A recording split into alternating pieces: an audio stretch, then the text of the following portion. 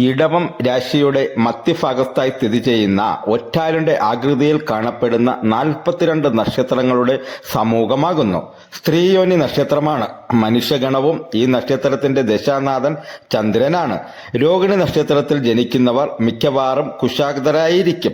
പൊക്കം കുറഞ്ഞ് തടിച്ച മാംസള ശരീരക്കാരും ഇക്കൂട്ടത്തിലുണ്ട്.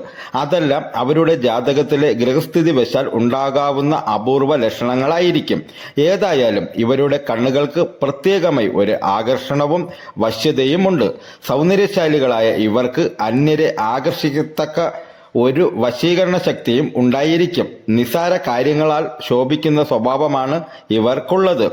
അതിയായ അഭിമാനശീലവും അധികാര പ്രേമത്തതയും ഇവർക്കുണ്ടായിരിക്കും. ഇവരുടെ മനസ്സിന് എപ്പോഴെങ്കിലും ശോഭമുണ്ടായാൽ അത് പെട്ടെന്ന് അടങ്ങുകയില്ലെന്ന് മാത്രമല്ല, അപ്പോഴൊക്കെ അവരുടെ തീരുമാനത്തിൽ നിന്നും വ്യതിചലിക്കുവാനും പ്രയാസമാണ്.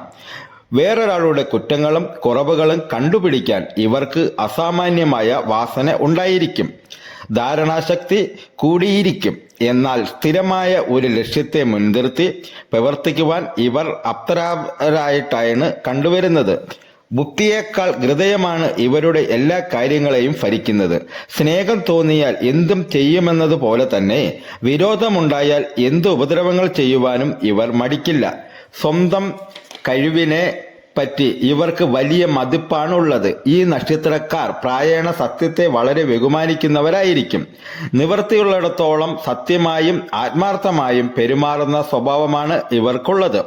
ശകനസത്യയും ക്ഷമാശീലത്തിനും ഇവർ വളരെ പിന്നോക്കം നിൽക്കും. സമത്വ നിലയിൽ കവിഞ്ഞ് അന്യരോട് പെരുമാറുക എന്നത് രോഹിണി നക്ഷത്രക്കാർക്ക് വളരെ പ്രയാസമുള്ള കാര്യമാണ്. പല വിഷയങ്ങളെക്കുറിച്ചും അറിവ് സമ്പാദിക്കുവാൻ ഇവർക്ക് വിരുതുണ്ടാകും. പക്ഷേ അത്തരം അറിവുകൾക്കൊന്നിനും തന്നെ ഒരു അടുക്കും ചിട്ടയും ഉണ്ടായിരിക്കുകയില്ലെന്ന് മാത്രം. ജീവിത രംഗം പല വിധത്തിലും പരിവർത്തന വിധേയമായിട്ടേ ഇവർക്ക് അനുഭവപ്പെടുകയുള്ളൂ. കാരണം ഇവർക്ക് കാലേ കൂട്ടിയുള്ള ഒരു പരിപാടി അനുസരിച്ച് ലക്ഷ്യത്തിലേക്ക് എത്തിച്ചേരുക സാധ്യമല്ല. പ്രവർത്തനങ്ങളിൽ ഇവർക്ക് വിജയം വരിക്കാൻ സാധിക്കും. പക്ഷേ അതിരു കടന്ന സ്വാതന്ത്ര്യബുദ്ധി ഇവരെ ഒരു രംഗത്തും വെച്ചുകൊണ്ടിരിക്കുകയില്ല. വരവ് ചെലവുകളെക്കുറിച്ച് നോക്കാതെ അപ്പോഴപ്പോഴുള്ള സുഖത്തിനും സംതൃപ്തിക്കും വേണ്ടി ചെലവഴിക്കുന്ന പ്രവൃത്തമാണ് ഇവർക്കുള്ളത്. സ്വതന്ത്രമായ തൊഴിലുകളിലും വ്യാപാര രംഗങ്ങളിലും മാത്രമല്ല, സാമൂഹ്യ പ്രവർത്തനങ്ങളിലും സുതാർക്കമാവണ്ണം ഇവർക്ക് ശോഭിക്കുവാൻ കഴിയും. പക്ഷേ അവയിലെല്ലാം തന്നെ പല വിധത്തിലുള്ള പരിവർത്തനങ്ങളും ഇവർക്ക് നേരിട്ട് കൊണ്ടിരിക്കും. പിതാവിൽ നിന്നുള്ള ഗുണാനുഭവങ്ങൾ മിക്കവാറും ഇവർക്ക് കുറഞ്ഞു മാത്രമേ കാണുകയുള്ളൂ. എന്നാൽ ഇവർ അസാമാന്യമായ മാതൃഭക്തി ഉള്ളവരായിരിക്കും.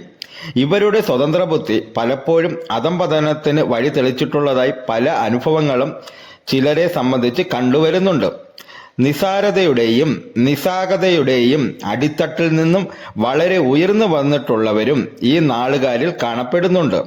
സാമുദായികമോ സാങ്കേതികമോ ആയ നിയമങ്ങളെപ്പോലും ആവശ്യമെന്ന് വന്നാൽ നിസാരമെന്ന് കരുതത്തക്ക വിധം ചിലപ്പോൾ പ്രേരണ നൽകുവാൻ അതിര് കവിഞ്ഞ ഇവരുടെ സ്വാതന്ത്ര്യ ബുദ്ധിക്ക് കഴിയും.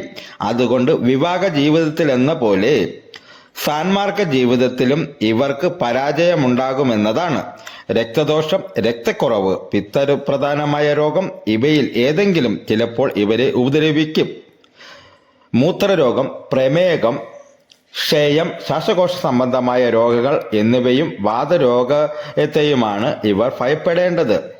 18 മുതൽ 36 ഈ വയസ്സുകൾക്കിടയിൽ രോഹിണി നക്ഷത്രക്കാർക്ക് പല വിധത്തിലുള്ള ദുർഘടങ്ങളെയും വ്യതിയാനങ്ങളെയും നേരിടേണ്ടതായി വരും. എന്നിരിക്കിയാലും ഇവർ ജീവിതത്തിന്റെ മധ്യത്തിലും അന്ത്യത്തിലുമായി സുഖം അനുഭവിക്കുന്നവരായിട്ടാണ് കണ്ടുവരുന്നത്. രോഹിണി നക്ഷത്രക്കാർ പ്രത്യേകം ശ്രദ്ധിക്കേണ്ടത് ഒരു നിശ്ചിത പന്താവിൽ കൂടി ജീവിതത്തിലെ ലക്ഷ്യത്തിലേക്ക് എത്തിക്കുന്നതിലായിരിക്കണം. മറ്റൊരാളിൽ വിശ്വാസം അർപ്പിക്കേണ്ടി വരുന്ന എല്ലാ ഇടപാടുകളിലും സൂക്ഷിക്കണം.